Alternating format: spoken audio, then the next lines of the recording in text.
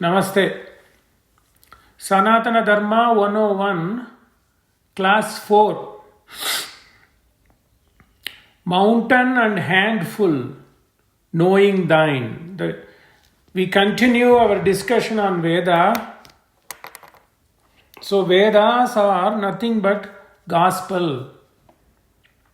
So what are these Vedas for? First and foremost, the Vedas are to give us a better way of living. So it's a doctrine. So if you look at the Webster's dictionary of 1828, that's the first edition which brought American words into that anthology.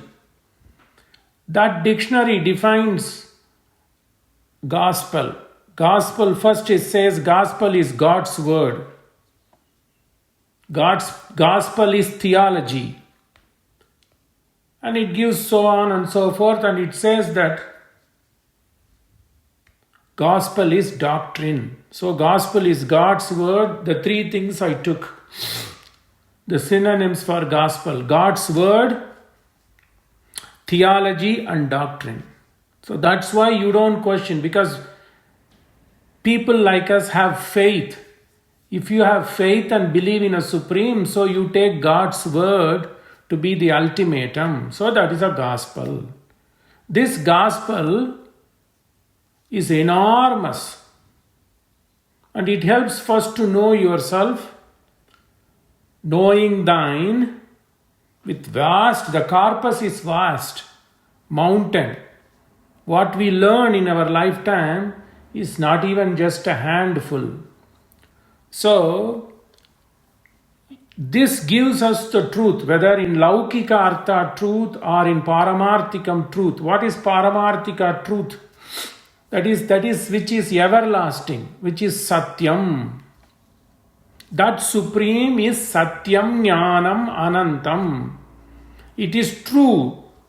It doesn't mean literally true means what we speak with veracity. Although that's the meaning here, truth means which exist as such without any change. So the actual meaning of truth, Satyam, it doesn't change. It exists as such for ages and ages and ages.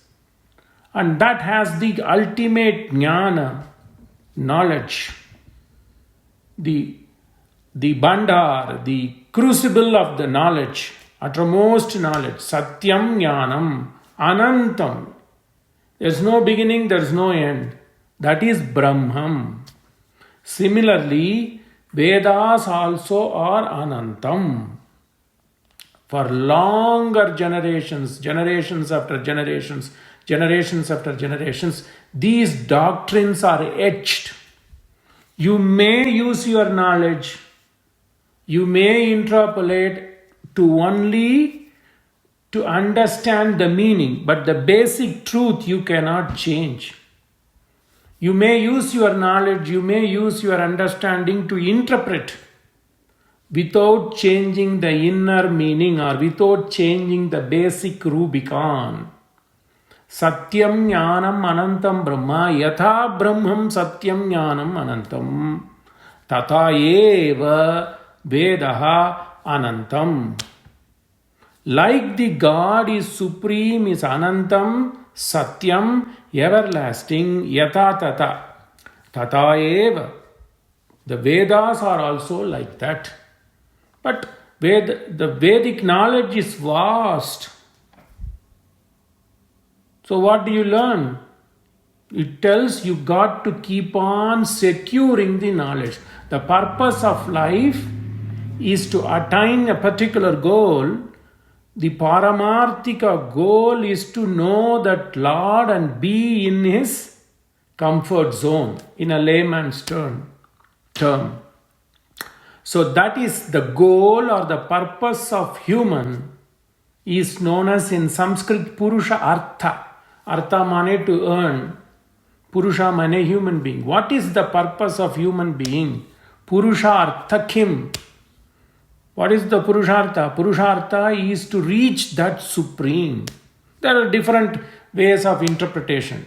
Whether you yourself become Brahma or you Brahman is separate and then you go at his service. So let's not go into that. That we will see when we go to philosophy. But here the Purushartha is to attain that supreme. To attain that supreme, the corpus of knowledge is known as Veda. Veda itself tells. That is the reason you have to seek a preceptor and learn Veda, because you will be confused so much. There were 1131 branches of Veda. Now we have roughly anywhere between 10 to 12. Imagine, how could you even, one lifetime is not enough to even finish one branch with full understanding. So Veda itself cautions us. Hey people, Veda is like this Himalayas. Veda is like this mountain. Even with your earnest desire, even with your uttermost dedication, in your lifetime, you can learn only one fist. Whereas Veda is mountain. But even if you learn one fist or a minuscule part of Veda with proper understanding, you will be reaching some goal, knowing thine, what is yours, who is yours, how to attain yours, knowing thine, mountain and handful. So Veda not only gives edicts, but it also throws some anecdotes, stories, tidbits. So Veda in itself gives lot of stories. And in one story it says, it throws a big conundrum there, a confusing thing. Atmanam Veda, just 2 words. Atmanam Veda. Understand who you are. That's all. Atmanam Veda. Understand yourself. Then how to understand myself?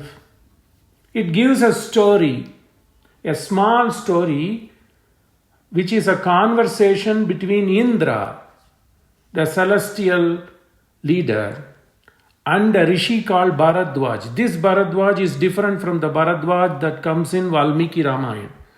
People have same names. So, like Vishnu, there are so many people having the name of Vishnu in this world. Right? Likewise, there was one rishi called Bharadwaj. It gives a story.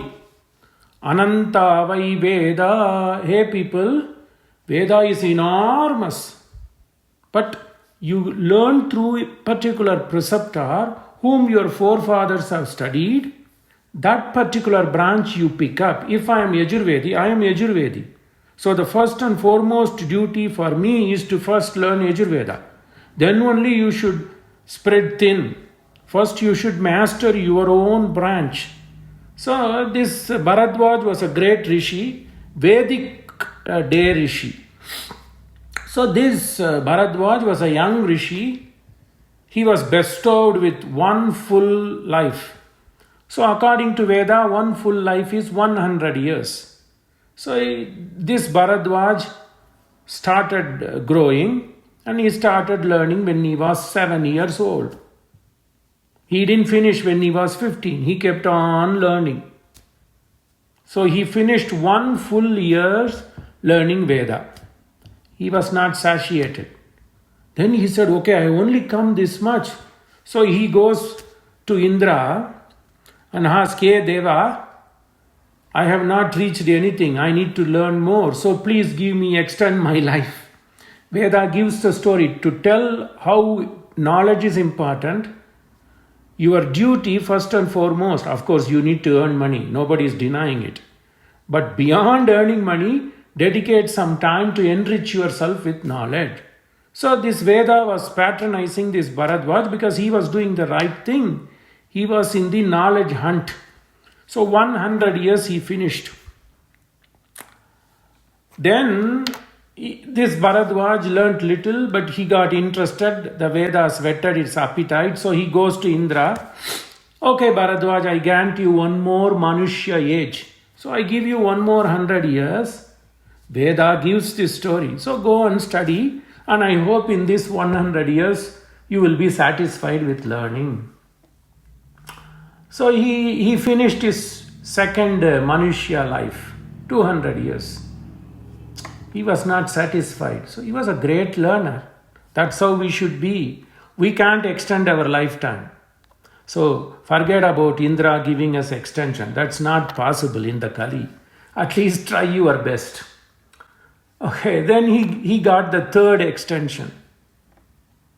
Okay, so third human life. So he is now in the third phase of his human life. So assume that he is at the 201st. Then slowly he finished 299. He came to the end goal of 300. He was still not satisfied. So Indra had already given him 3 full human lives. Okay, 300 years gone by. He was not satisfied. He wanted to learn and learn and learn because it's so big. Mountain. Where is mountain? Where is handful? Where is molehill?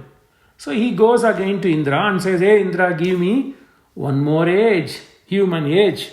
So this beautifully Veda gives the story. Bharadvajoha tribhirayubhir brahmacharyam uvasa tagum hajir niggustaviragum shayanam Indra upavrajyo vacha. So until this, Bharadvaja got 300 years. Bharadvajo had tribhir ayuhu. 300 years this Bharadvaja got. This is Veda. Then Indra upavrajyo vacha. Indra asked, hey Bharadvaj, why are you coming now? You have finished your 300 years. Then it invokes, this Indra invokes, the conversation comes. Bharadvaja. The Veda says, as if the Indra was asking, Bharadvaja yatthe chaturtamayurdhadyam. Why are you asking fourth human life? Yatte chaturtamayurdhadyam. Why are you asking that I give you the fourth human lifetime? Yatte chaturtamayurdhadyam. What purpose? Hey Bharadvaj, tell, why do you need this extension? Kimenena kurya iti. What are you going to do with this fourth human here? Kimena kuryam iti. What are you going to do? Brahmacharya mevainena chareyamiti hovacha. Brahmacharya means knowledge seeking. I am again going to learn. Beautifully with that tone, intonation, Veda gives this story, the conversation between Indra and Bharadvaja. Tidbits. Then tagum hatrin girirupa navignata niva. Then Indra thinks that if I keep on giving, he will be coming. So Indra is going to explain. Hey Bharadvaj, tagum hatrin girirupan. Are you seeing 3 hills there? Trin girirupan. Darshayan chakara. Indra showed Bharadvaj 3 huge hills like Himalayas. Trin Griri Rupan Darshayan Chakara. Indra showed Bharadvaj 3 hills. Te shagum haike kasman mushtina dadade. From that, take one handful. So from that each hill, just go get handful of mud or stone, whatever it is. Te shagum haike kasman mushtim adadade sahovacha. Then Bharadvaj went and brought one handful from 3 hills. Bharadvajetya mantraya. Hey Bharadvaj, come, amantraya. Indra then, this guy went to that hill in yonder, brought 3 fistful of stones from the hill. That's all he can carry without any baggage. Then Indra calls, amantraya. Hey Bharadvaj, come. Vedava yete. Veda is like this. Veda is like that huge hill. Knowledge, Veda means knowledge is vast. All you have done is only in you, each human life you could carry only one mushti. Mushti means fistful. Ananta vai Veda. So Veda is vast. Ananta vai Veda. All you can do is only get a little bitty stuff out of it. But when you get it, hold it. Don't let it evaporate. Spread it. Mantram me gopaya. Then Veda again gives a story. Ahe budhnya. One story is finished. So, the basic, what is the meaning or purpose of this story, Veda itself says, is, hey Manushya, hey people, learning should not be stopped. Don't lose hope in learning. Keep on learning, but never you think that you can conquer knowledge. Knowledge always conquers you, but you need to be a seeker because knowledge is vast. Then the other story comes in Veda. There is a conversation between a rishi and his disciple whose name is given as Ahibudnya. In some section, Veda gives one more story. Ahibudnya mantram me gopaya. A disciple. Veda gives some name, Ahibudni. Okay. Normally Ahibudni means Shiva. But it's not Shiva, it's some other Rishi student, Rishi Putra. And that Rishi tells his disciple or son, whatever you take it, hey Ahibudnya. It's all conversation to make it interesting. Mantram me gopaya. What you learned, guard it. Don't let it, you shouldn't think that guard it means don't tell anybody. That's the problem. You got to take Veda, what it actually means. It says don't evaporate that Veda, what you learned. Don't just read it today, forget it tomorrow. Practice. Ahe budhniya mantram me gopaya. What is the knowledge? These knowledge are given in corpus called Rig, Yajur and Samaveda. So learn. Ahe budhniya mantram me gopaya yam rishayastrai vida viduhu. Rishis have protected this. Rishis have learnt it as Rig, Yajur and Sama. So it is your duty to go and seek knowledge from these three treasure. Rig, Yajur, Sama. Rishasamani yajugumshi. That is your wealth. Sahisrihi amrita satam. Money will disappear.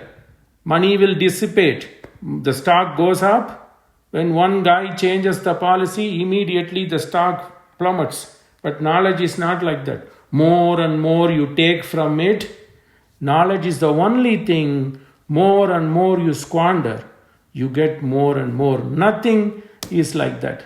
So, yam rishayastrai vidha viduhu rishasamani yajugumshi sahisri. Sri means wealth. That is your wealth. That wealth will never disappear. That wealth will never die. Amrita. Sahisri amrita satam. That is an everlasting thing for you, which will give you happiness in this world. And it will also give happiness in the other world. So seek the knowledge.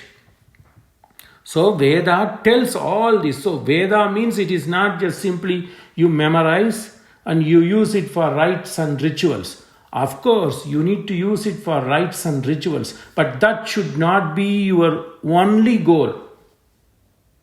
See, the second part which I told you is just telling you that so much knowledge is hidden in Rig, Yajur and Samaveda. Learn it well, safeguard it so that you don't misconstrue, you don't misuse, you don't misinterpret. Mantram me gopaya mane protect. It doesn't mean that I should only tell to my son. Gopaya mane, you should be careful of guarding it because this is what is going to give you happiness in this world and happiness in that world.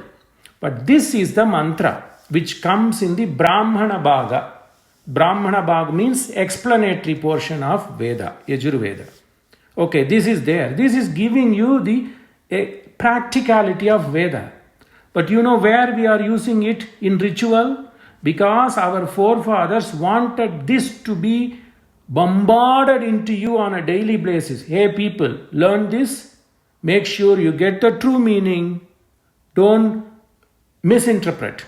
Spread the true meaning of Veda. So what they did in your daily ritual, this has nothing to do literally with the daily ritual of praying before God and doing the arati, the plate thing. But when you do the arati, this is the portion of the Veda you should recite. That means the people who have gathered there will listen it from you and they think, oh, the true wealth is only Veda, or in other words, knowledge. So I need to keep on seeking knowledge. Why are you saying this to God? You are doing arati to God. When you are doing arati to God, this is the mantra comes. So the forefathers have done the right thing. From so many places, from volumes like this. This is one book. From volumes like this, they went using memory, no book that day. They took this and they said, hey people, you should use this in 2 times a day. When you are doing arati before the deity, recite this.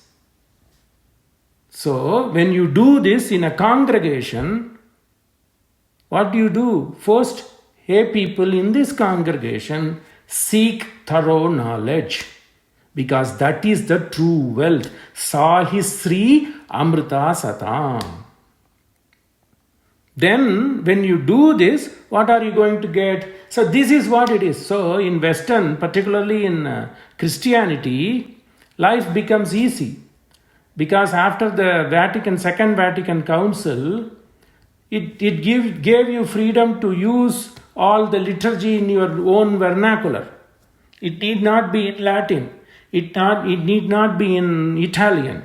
It can be in Telugu, it can be in Tamil, it can be in Sualu or some other native tongue, so that they could know the actual meaning. But like Islam, Sanatana Dharma insists that it should be in the original language, that's Sanskrit, but it's Vedic Sanskrit. Anyway, let's take it as Sanskrit. But the duty of the preceptor is to explain as much as he or she can, particularly he can. Then, so now that you know, when you go to temple next time, when the priest does it, with the bell ringing, now you know what this is. So, that when you do the arti, what does it signify? You do this jwala, the camphor jwala, that means asatoma sadgamaya. I need to go into truth. I need to go into light. I need to be a knowledge seeker. So that's one symbolic way. Effulgence of camphor coming. We call it as diya. Okay, or harati, whatever it is. And then you hit the bell. That means let good things flow everywhere. And it calls people. Oh, we are now in the gathering. Hey, people, come. We are going to seek the truth. We are going to seek the knowledge. When they do that, the priest recites this mantra. Then he recites one portion. Alongside this mantra says, Saprata Sabham Me Gopaya. Hey God, this group, Sabha, this congregation, Sabha means congregation. This Goshti, this congregation is interested in seeking knowledge, which is what you have dictated us to do. And by seeking this knowledge, it has learnt sabhyata, it had learnt decency, it had learnt how to live. Saprata sabham me gopaya. So, hey God, protect this congregation. That's what other Abrahamic religion says, and since it is said in your own vernacular, people say that we are able to connect. Our Dharma also does that. When people are congregating, the priest invokes this mantra. It's hidden somewhere. Our forefathers were very magnanimous. And they plucked all these from this huge mountainous corpus and has given us for our daily ritual. Saprata sabham me gopaya, echa sabhyata. This, by learning and learning and learning, this society is getting itself refined. Sabhyata. This sabhyata mane refinement. Echa sabhya asabhasadaha. So to do that, hey God, hey Supreme, give us strength. Let all the organs function. Saprata sabham me gopaya, echa sabhya asabhasadaha. Tan indriyani, all the indriyas, all the organs. Karma indriya, jnana indriya, sense organs, let it all function so that we live to the fullest extent. By living fullest extent, we will be the seeker of the knowledge. When you do the arati on morning or evening, predominantly in evening, and in Western world, particularly Saturdays and Sunday when the temple is open, when you do arati, this is the Vedic mantra we should recite. It has so much practicality to it. Saprata sabham me, and then by the, since it is Veda, it is structured. People memorize. Because it has to be brought into memory, it is put in certain structures with tone, intonation, flow of phrases and phonetics and everything. So it's easy to memorize, and it is easy to keep it in your memory. So all the young kids know, go to the master, sit in the morning, learn. So you grasp it. Then when you grow in age, when you understand the meaning, what a treasure. So you go before God and say, God, give me the strength to be a knowledge seeker. Not only I should seek the knowledge, the entire congregation should seek the knowledge. So it's not individuality. 2 mantras enough. Saprata sabham me gopaya, echa sabhya asabhasadaha, tan indriyavata kuru, sarvamayur upasatam. Upasana mane to praise. But here upasana mane, I will be an upasana. I will be a upasaka for knowledge. Sarvamayur upasatam. The entire time I will spend towards seeking knowledge, which will benefit not only me, but this society. 2 mantras you recite. Why would a preceptor, rishis, take that from somewhere and put it in your daily ritual? To get this in your mind, in our mind, that our purpose first and foremost is to seek true knowledge. Then distribute the knowledge. To gain the knowledge, to distribute the knowledge, my mind and my faculties should function in their due way. Hey God, you grant us that strength. Isn't it not the greatest mantra you would have ever heard? But what happened over the years? The system in a way did not focus on infusing the meaning to the practitioners. That's why younger generations, without knowing any meaning, without knowing what is its purpose, they started going away from this Dharma. Beautiful. And see, the Vedas were given in such a way that it is easy. Even if you listen, it melts your mind. Not only your mind, your bone. These are bone melting phrases set in certain melodious tune, which they call it as swara. In Yajur Veda, you have 4 main swaras: udhatam, anudhatam, swaritam, dirghaswaritam. So it is set in this. Listen, ucharana, anu-ucharana. People grasped it generations after generation, because Sanskrit is a poetic language. It's like your liturgy. Chant. Latin is like that. The beauty of Sanskrit is you can put the verb anywhere in the sentence. That's what helps you. Ram went Ram. You don't write that in English. It's a business language, it's structured. Ram went. So the verb should have its place. Whereas in Sanskrit, Ram gacha. Gachati Ram gachati. You can put anything. So then when you structure it in such a way so that it is easy to be grasped. Gachati Ram. Easy. But the verb comes first.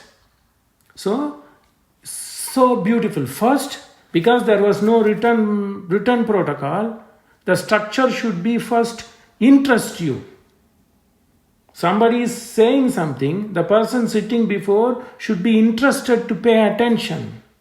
Once they pay attention, then they will listen. Keep on listening for 15 days. When you are young, it goes into your mind because brain is like a mushroom at that young age, it absorbs. 15 days, the preceptor teaches the disciples.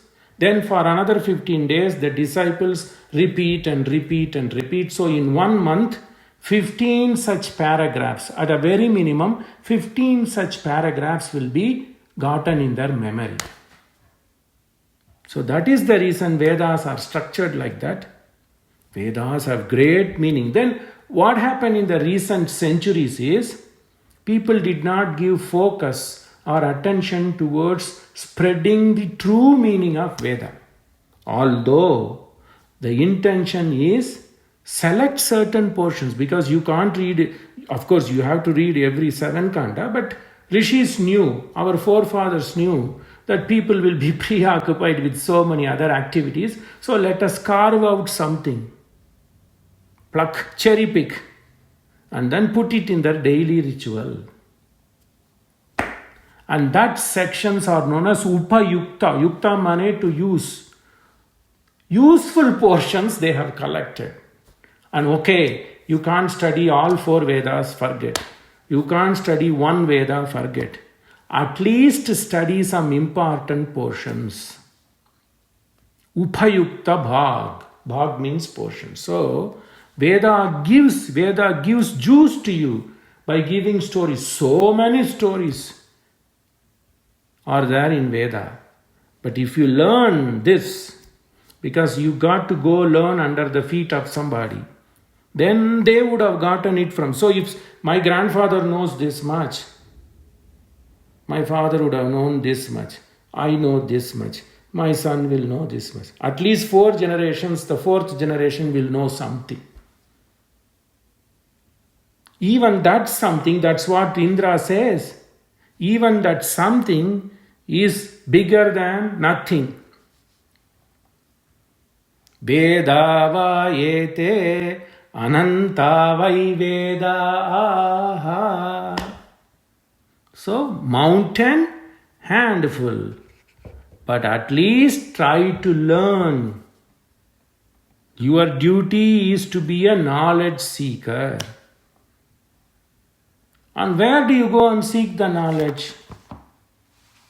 What is knowledge? Knowledge is nothing but truth. The eternal truth, which is going to stay as such, that is Satyam. The truth in you is you, which is Atman. That is Satyam. So, this above all, to thine own self be true. The famous Shakespearean quote. This above all, to thine own self be true. Hamlet. So Shakespeare brings this. Know the truth. Be true to yourself. How do you know the truth? You need some guidebook. That guidebook for Sanatanis is Veda. Those who follow Veda are called as Astikas.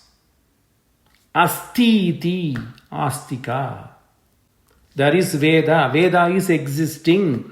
To me, Veda is doctrine. Those people who accept Veda to be the guiding book are called astikas. Those people who do not accept the authority of Veda, na asti iti nastika. So first you have to accept Veda. Then only you will be able to understand the Supreme.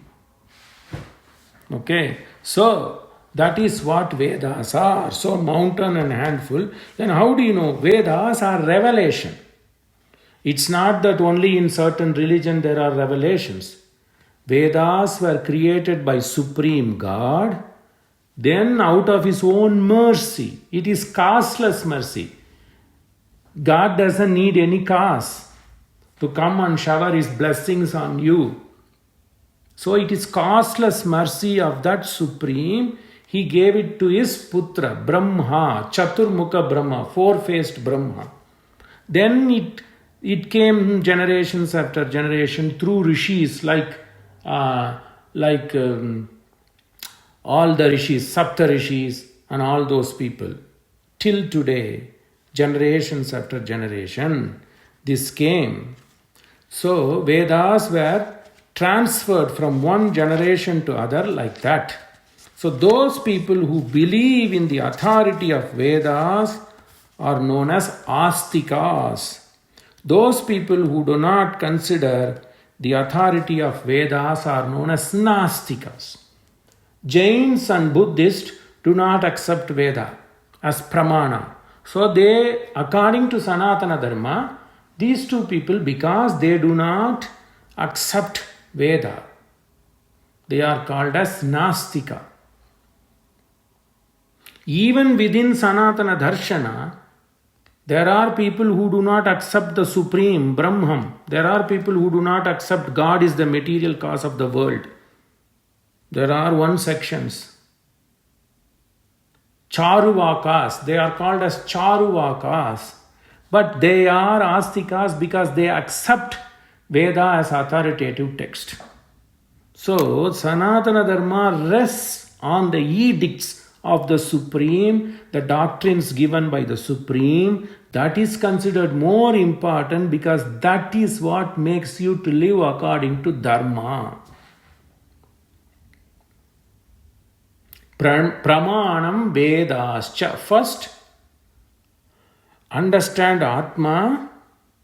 What is the authoritative text for Atma? Understanding of Atma. What is the pramana? Pramana means authoritative text. That is Veda. Pramanam Vedascha. This is given by a rishi called Apastamba. Apastamba says, if you are going to be a Sanatani, you need to take Veda as a praman. Pramanam Vedascha. Then the revival of Sanatana Dharma came during the period when Buddhism and Jainism were peak, was Adi Shankara Bhagavatpada. He gives one order to people. Vedo Nityam Adhiyatam. Please study Veda Nityam, step by step, inch by inch.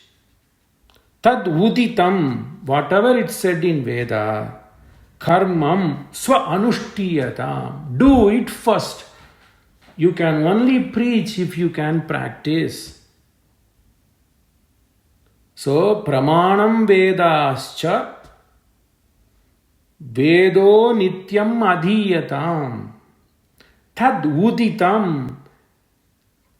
What is said in Veda? Karma. What is said in Veda? The activities. Swa Anushtiyatam. First, practice. Then you preach because Vedas and God are inseparable. Yasya Nishvashito Vedaha. These are like a breath of the Supreme, Abhinnata. So in Brihadaranyakam this says, there is no separation, Bhinna. Abhinnata. There is no Bhinnam. There is no hairline separation between Brahman and his doctrine. So follow. First practice yourself and then preach. Because this Veda is the base of the entire way of living. Vedo khilo dharma moolam jagat.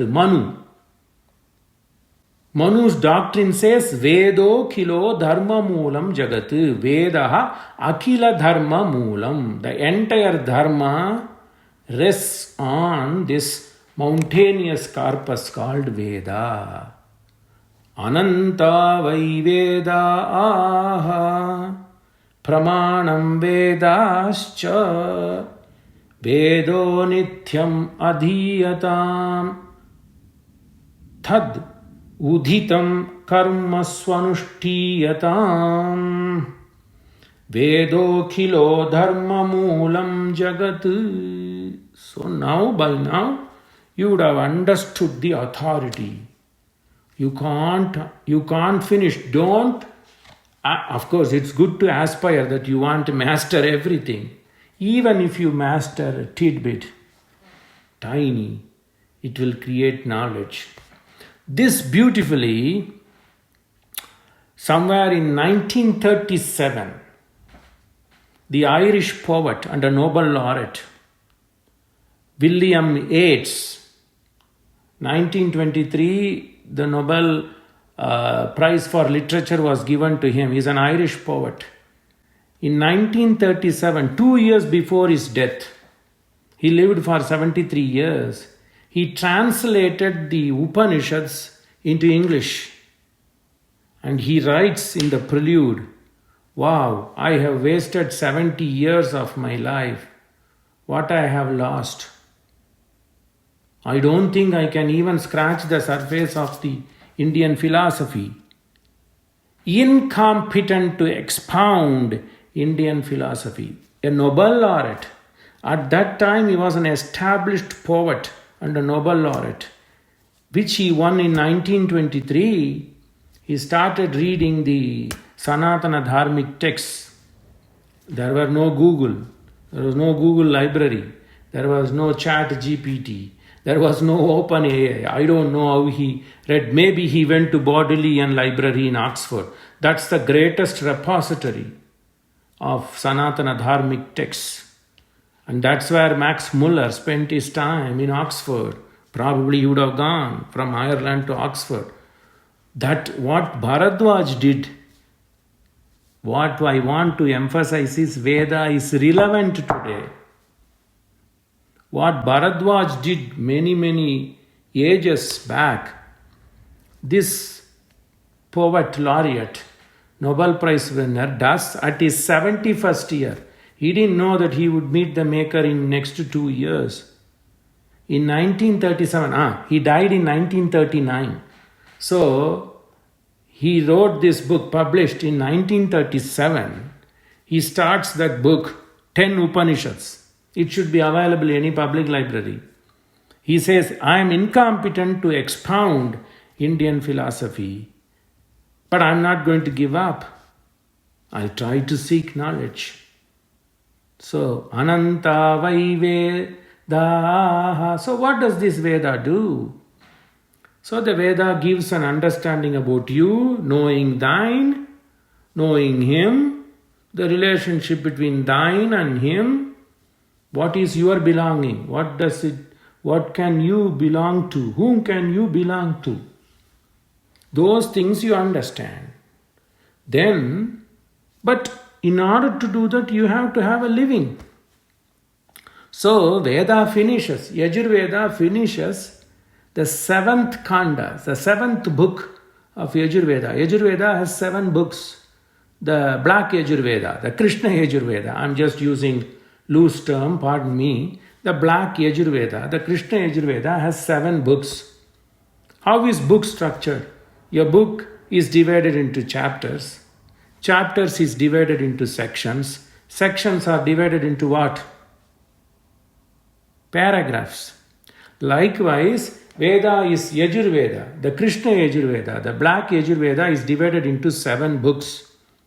Each book is divided into chapter, and Veda calls it as Prashna or Prapataka. South Indian people call it as Prashna, North Indian people call it as Prapataka. And each chapter is divided into section. And the name for section in Sanskrit is known as Anuvaka. And a section has multiple paragraphs.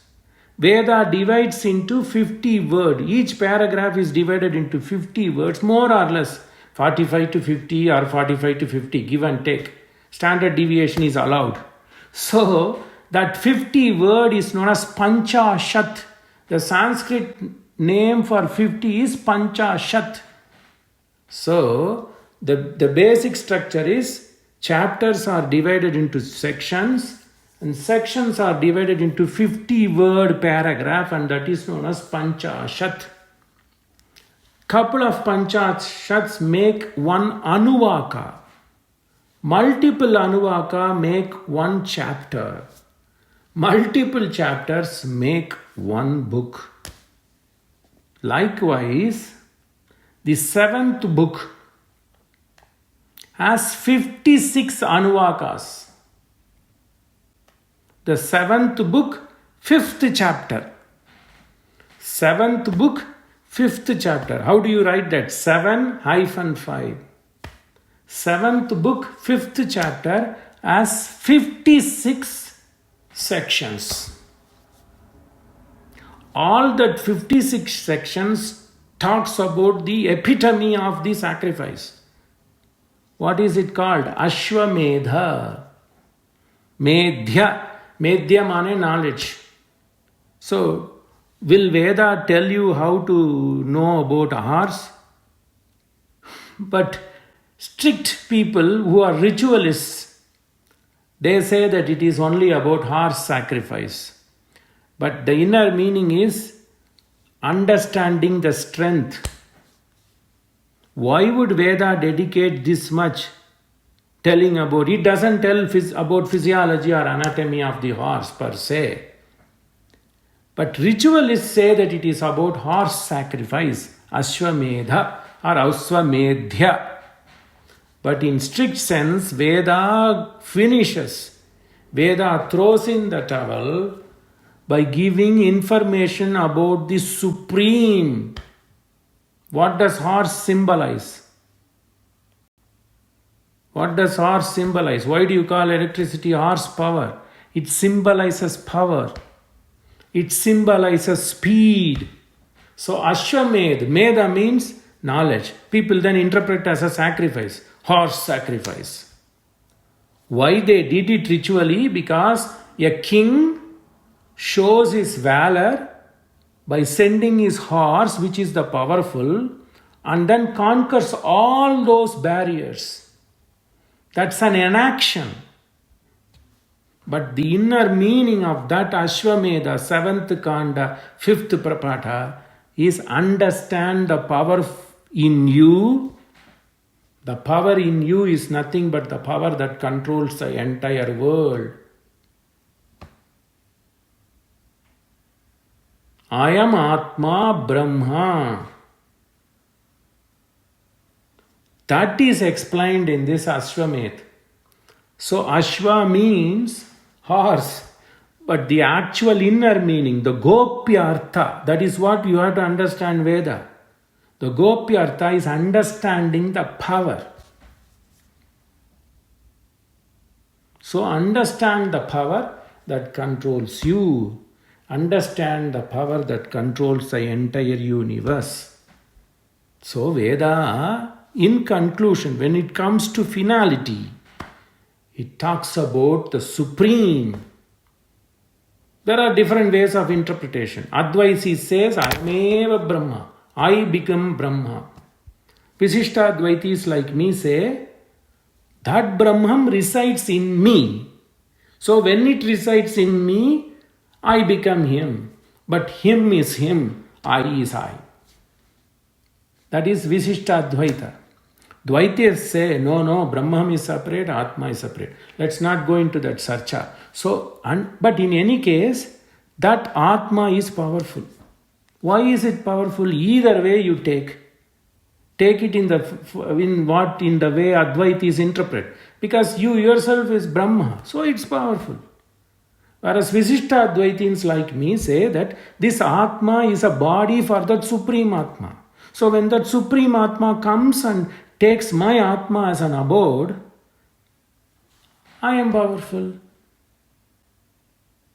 You see? So it's how the gimmick of interpretation. So Ashvamedha talks about the power in you and the power that controls the universe, which is the creator.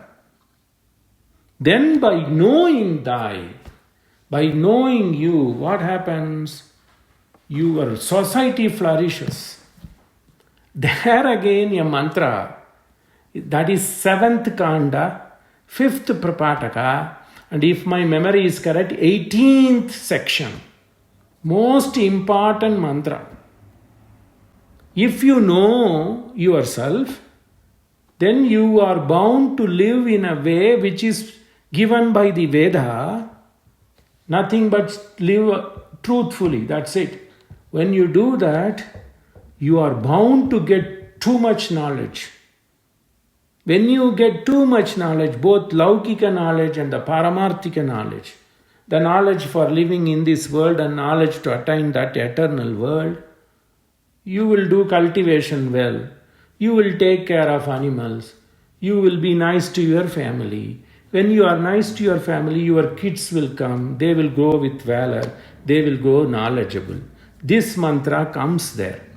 And whatever preceptors did is beauty. Brahman Brahmano Brahmavarchasi Jayatam.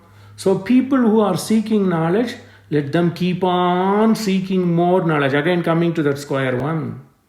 This mantra is kept in the 7th Kanda, in Ashvamedha. But where are we using this? When we do the annual Pitru Sraddha, Parvana Sraddha, or even simple Sraddha, the people when they are fed, when they leave, they have to use this mantra to bless the householder.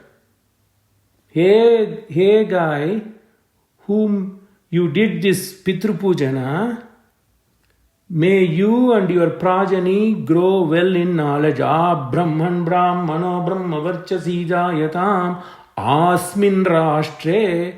This land, let it be guarded well. And beautifully it says, Dobdhi Denu, let all the cows be fertile. Can you believe? This is in Ashvamedha Prashna. But in your annual feast to your forefathers, this mantra comes. And then even the horses be powerful. Sabhyo, in the society, may your progeny go with valor, both physically and mentally. We pray the Almighty that this society, Pashyantam, let all green things grow. Let agriculture sustain. What did we say? First we invoked a mantra which is in the Brahmana Bhaga that tells knowledge is the eternal. That you do it in a daily ritual puja. From Ashvamedha Prashna, people have plucked that mantra which invokes the Supreme, asking for the well-being of the entire society. It says that let the cows milk, let the ox be draught, let the ox means power, the ox is symbol for power, horse is symbol for power. And then it also says let the horses race well, that means horses have to do its duty, it has to pull load in those days. This mantra asks that, and may the ladies be fertile. Purandiryosha. Beautiful. Purandiryosha. Let this society be fertile. Purandiryosha. Then may your children study and expose their talents in competition. I am not saying Veda says. So, since you have done what Veda has asked to do, to feed people, to do the annual ritual, we are invoking the God to bless you, not only you. That's the beauty of Veda. Okay, you did that ritual. But let that benefit go to the entire society. Asmin Rashtre. This society, Rashtra mane literally the nation, but take it as society. Let this society be a flourishing one. Let the cows eternally milk. Let the horses have valor and speed. Let the women be fertile. Let the progeny be successful. Kasmai avish deva vidhema. That God. The conjunction is we are praying to that Deva who is the creator. Vidhema, Havisha Vidhema. We give oblation. You don't have to give Vapa. You don't have to give Puradasa. You don't have to give any flesh. You don't have to give any porridge. Mind itself. Dedicate. So that is mountain. Then what rishis did? They gave it to you in a fistful form. Enough. Because this is in somewhere in Brahmana Bhaga. The other mantra is somewhere in the Samhita Bhaga. Anthology portion of mantras. This is in the explanatory text. What does it explain? It explains a phrase in Chandogya Upanishad. So those people have put their mind and thought and parishrama, hard work, and gave those mountain in the form of a fistful information. What we have to do, at least try our best to grasp that fistful and duly, properly understand the meaning. People say Vedas are only ritualistic. Of course, these are ritualistic, but what mantras are we using? These mantras, if you take in a superficial way, peripherally, these may be shown as rituals. Everything is adhyatma, understanding yourself, like Shakespeare said. To thine own self be true. To know that you have to be true, you need to first know what is truth. Satyam kim? What is the truth? That is given in Veda. Dhruvante Raja Varuno, Dhruvandevo Brihaspati, Dhruvanta Indraschagnischa, Rashtram Darayatam Dhruvam. Even Rig Veda. This is for Indra. This is the mantra to invoke Indra. Indra, then Agni, then Varuna, Marut, Vishnu. This is the order of deities. Okay. But it says, Dhruvante Raja Varunaha, Dhruvandevo Brihaspati, Dhruvanta Indraschagnischa, Rashtam. Hey God, I ask you to make sure this world is standing on what it should stand. What it should stand? Dharma, Dhruvam. Let this world run on solid truth. These are the mantras the priest recite, but everything has a meaning for social welfare. Parvata iva vishasalihi, Indro ive vadruvattishta, iha rashtamudharaya, idam Indro adhidarat. Beautiful. Memorize. Flow. But what's the meaning? Let us be unshakable like achali, like mountain. Chala, na chala, achal. Achal means without movement. Parvata iva vrishachalihi. Let us be steadfast. Indro iveva dhrivatishta. Indra is symbolic of steadfastness. Let this Rajya, let this administrators have the wisdom, have the steadfastness to govern us. This is what you go to a Western congregation, they say, Lord, grant us the wisdom for our administrators, grant us wisdom for our politicians. The same thing is what Sanatana does, but in a beautiful rhymic way. But next time when you go to a temple, when you hear these mantras, which are used ritualistically there, but you know, alas, why have I not even made an effort, made an attempt to know what is this purpose for? Why it has come? That was the weak link. And I think gatherings like this is slowly trying to connect the dots. Satyam vada dharmanchara matrudevo bhava pitrudevo bhava acharya devo bhava yanyanavadhyani karmani tani sevitavyani no itarani sanno mitrasyam varunah shanno bhavadvaryama shanna indro brihaspati sanno vishnurukramah namo brahmane namaste vayu tvameva pratyaksham brahmavadisham rutamavadisham satyamavadisham tanmamavid tadvaktaramavid avid mam avid vaktaram. Om shanti shanti shanti. Shubham.